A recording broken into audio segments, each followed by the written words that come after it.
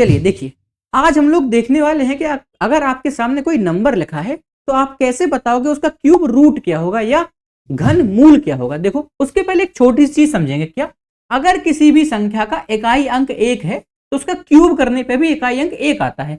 ऐसा ही 4, 5, 6, 9 और 0, अगर किसी भी संख्या का इकाई अंक 1, 4, 5, 6, 9 और 0 है तो जब आप उसका क्यूब करोगे तो भी आंसर क्या आएगा, 1, 4, 5, 6, 9 और 0।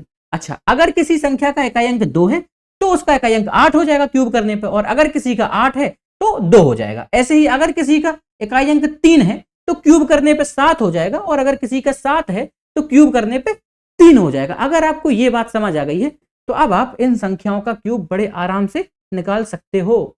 जैसे एक क्वेश्चन लिखा है 4913, इसका घनमूल निकालना है। तो घनमूल निकालने के लिए क्या करो, पहले 3 का पेयर ले लो।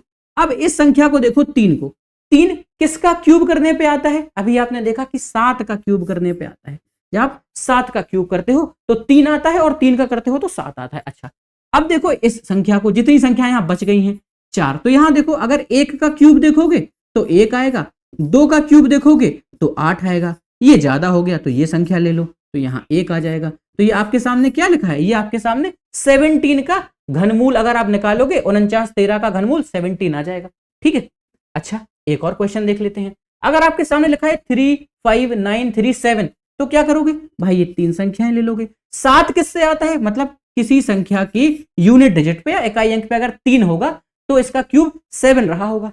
अब ये 35 बचा, तो तुम 1 का क्यूब करोगे तो 1 आएगा, 2 का क्यूब करोगे तो 8 आएगा, 3 का क्यूब करोगे तो 27 आएगा, और 4 का क्यूब करोगे तो 64 आएगा। तो ये ज्यादा हो गया, तो 27 से किसका क्यूब है, 3 का, तो ये 3 कर दो। तो ये भाई क्यूब रूट क्या हो गया, 33, मतलब 33 का क्यूब लिखा है ये। ठीक है, तो आई होप आपको ये अच्छे से समझ आ गया होगा। ठीक है, तो एक क्वेश्चन जिसका कमेंट में आप आंसर देंगे वो ये है। ठीक है।